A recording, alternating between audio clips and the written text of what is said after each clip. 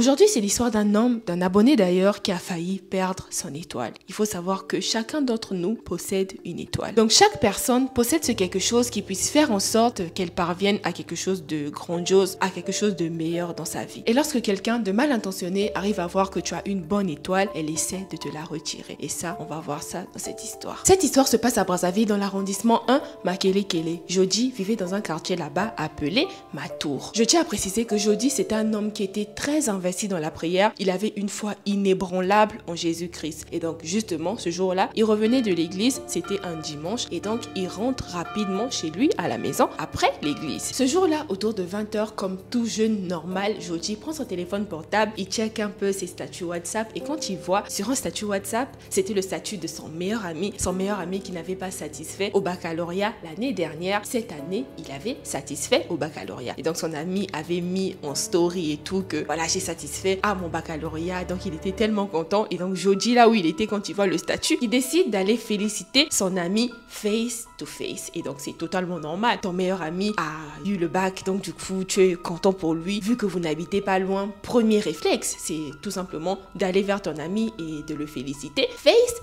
to face. Jody se prépare, il était déjà 21 h, mais il décide quand même d'y aller parce que son ami n'était pas très loin, c'était un quartier voisin, donc du coup il se dit que voilà, ça me prendra pas beaucoup de temps, donc laisse-moi aller féliciter mon meilleur ami. Son ami là, il était dans un quartier qu'on appelle le quartier Bourreau. Jody prend le bus, il arrive dans le quartier de son ami, et donc arrivé dans la ruelle de son ami, il précise que la ruelle n'était pas vraiment éclairée, voilà, il avait l'habitude de passer par là, mais cette nuit là, il croise une femme. C'était une femme d'un certain âge, et cette femme là avait un enfant dans le dos, et la femme se dirigeait vers lui. La femme arrive vers Jody, elle arrête Jody et elle commence à raconter son histoire avec tristesse à Jody. Elle dit à Jody que ça fait depuis ce matin qu'elle passe de porte à porte pour trouver du travail. Elle revient de très loin, d'un quartier qu'on appelle Mayanga, et donc Mayanga et le quartier dans lequel se trouvait Jody, c'était très loin. Donc la dame lui dit que depuis ce matin, elle marche depuis 7 h 30, elle marche, elle ne trouve pas du travail. Donc là, il lui manque 150 francs pour rentrer chez elle. Donc vraiment pardon si Jody pouvait lui donner 150 francs pour qu'elle puisse rentrer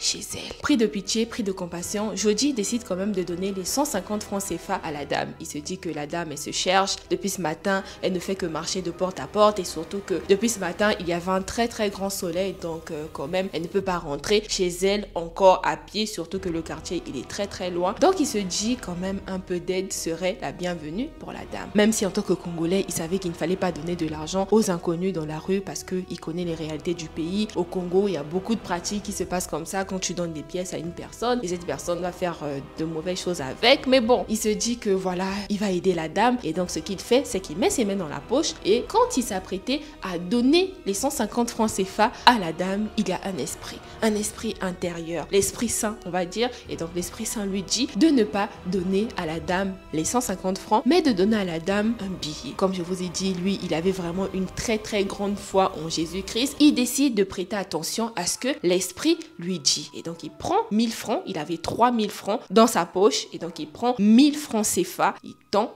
à la dame. Jody s'attendait à ce que la dame soit très contente quand il lui a tendu le billet de 1000 francs, mais malheureusement, l'expression de visage de la dame en lui tendant le billet de 1000 francs était bizarre. Elle était comme fâchée. Jody n'a pas compris, et donc la dame, ce qu'elle fait, c'est qu'elle prend le billet qui était dans les mains de Jody, elle s'en va énervée sans même dire merci. Oh, mais madame, franchement, on te donne un billet de 1000 francs alors que tu as demandé que 150 francs CFA, on te donne plus, tu t'en vas énervé, mais de plus tu t'en vas énervé sans même dire merci. Qu'est-ce qui se passe? Le petit Mukota se dit mais qu'est-ce qui s'est passé? Il essaie d'appeler la dame et tout, mais la dame est partie sans même regarder derrière. Mais bon, je dis stupéfait, et il dit mais bon, ok, d'accord, il n'y a pas de souci. Il s'en va, il va donc voir son ami. Arrivé chez son ami, il félicite son ami, ils essaient de papoter un tout petit peu avec lui et tout. Voilà les ressentis d'un nouveau bachelier, ils ont vraiment discuté. Puis Jody a repris son bus et il est rentré chez lui à la maison. Arrivé chez lui à la maison, Jody Jody, il était tellement fatigué, il décide de se détendre, il prend son téléphone, il va sur TikTok. Arrivé sur TikTok, quand il ouvre l'application TikTok, il tombe sur l'une de mes vidéos. Et dans cette vidéo-là, je racontais l'histoire d'un mendiant qui s'asseyait souvent dans un marché, était souvent là assis et les passants, quand ils passaient, on ne lui donnait pas de l'argent. Et ce jour-là, il y avait une femme qui passait par là, elle a fait un geste de bonté, elle a vu que le mendiant, il était là, qu'il ne se nourrissait pas, et donc elle lui a donné une pièce de 500 francs CFA. Et donc quand le mendiant a pris cette pièce-là, il a mis dans un petit pot, dans les pots des mendiants là, et quand la dame est partie, il a pris la pièce de la dame et il a